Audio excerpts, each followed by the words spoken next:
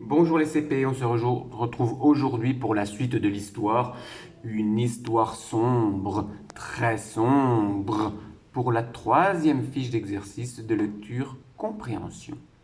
Alors vous avez déjà découvert ce texte avec Anne-Sophie, je vous le relis juste une fois avant de voir les questions ensemble. Une histoire sombre, très sombre.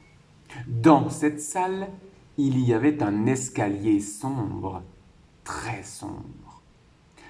En haut de cet escalier, il y avait un couloir sombre, très sombre. Dans ce couloir, il y avait un rideau sombre, très sombre. Voici l'illustration de la page. Alors, simplement, je vais vous montrer déjà quelques mots, vous voyez, qui sont soulignés en gris. On a le mot dans, bien sûr, qui veut dire à l'intérieur, qui est un mot outil que tu connais. Celui-ci que tu connais moins, en haut de. Et oui, si on a l'escalier, si on a un escalier dans la maison,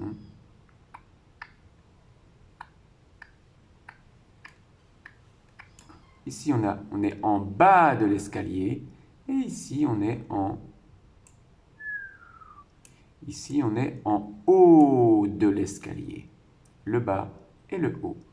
Et puis bien sûr le mot, encore une fois, le mot dans que tu connais, qui veut dire à l'intérieur de. Voyons ensemble les questions du jour.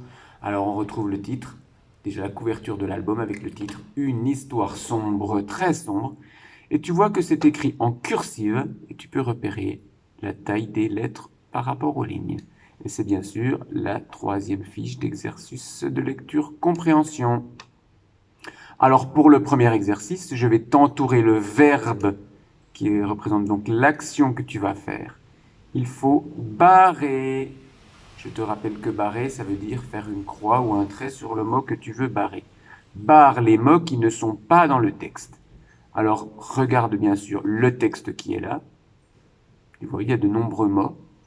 Alors, il y a ici, dans cette liste de mots, certains mots qui ne sont pas dans le texte. Si, alors regardons par exemple le mot couloir. Est-ce que le mot couloir est dans le texte? Alors, par exemple, tu le vois ici. C-O-U-L-O-I-R. Regardons. C-O-U-L-O-I-R. Donc ce mot-là est dans le texte, je ne vais pas le barrer. Le mot tiroir avec un T.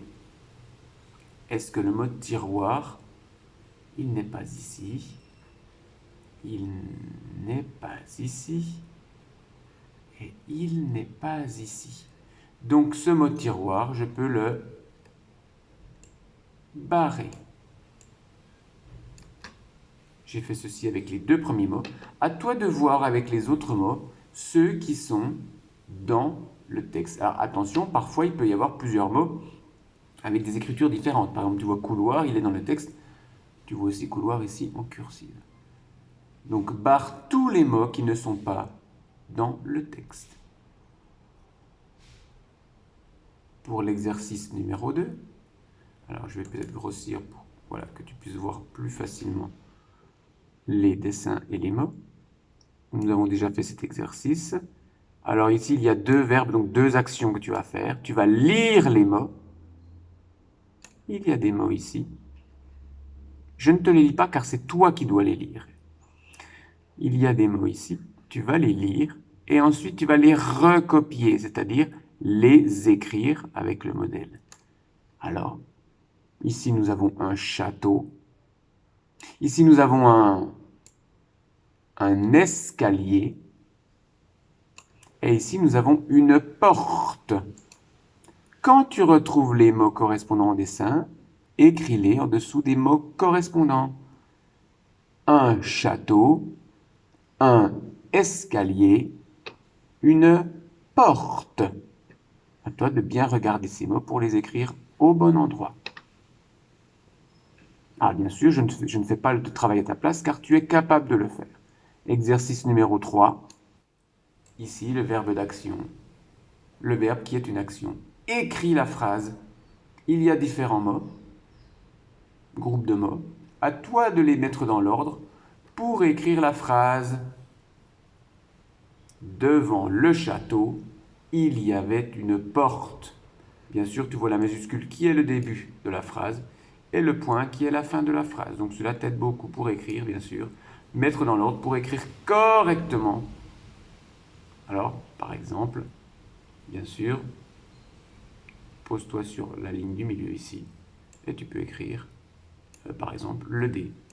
Parce que tu sais que c'est le D qui va être en premier.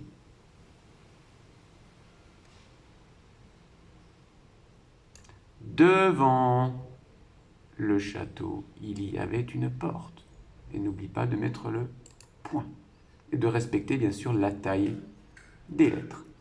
Enfin, pour le quatrième et dernier exercice, là aussi, deux verbes qui te donnent l'action que tu vas faire. Lis la phrase et dessine ce que tu as lu. Là aussi, je ne vais pas te lire les phrases car tu es capable de les lire tout seul. Alors, regarde, il y a des mots-outils que tu connais. Tu connais il y a. Tu connais ce mot, tu le connais. Celui-là, nous l'avons vu ensemble. Nous l'avons vu ensemble en regardant le texte. Et puis ici, c'est un mot que tu peux lire, que tu es capable de lire. Attention, le ER va faire le son E. D'accord? Ici, ER, ça va faire le son E. Mais après, tu es capable de lire. Hein, en faisant attention à bien lire ensemble les syllabes. C'est-à-dire, par exemple, ici,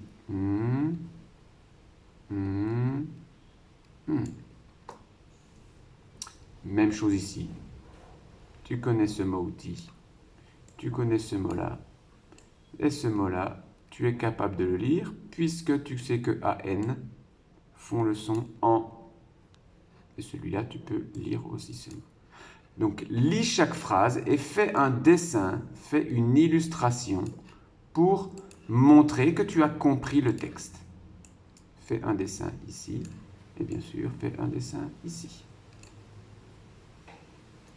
Voici le travail pour aujourd'hui. Je te souhaite une bonne journée, un bon travail et on se retrouve bientôt pour la suite de cette aventure et de cette histoire. Une histoire sombre, très sombre. Bon travail les CP!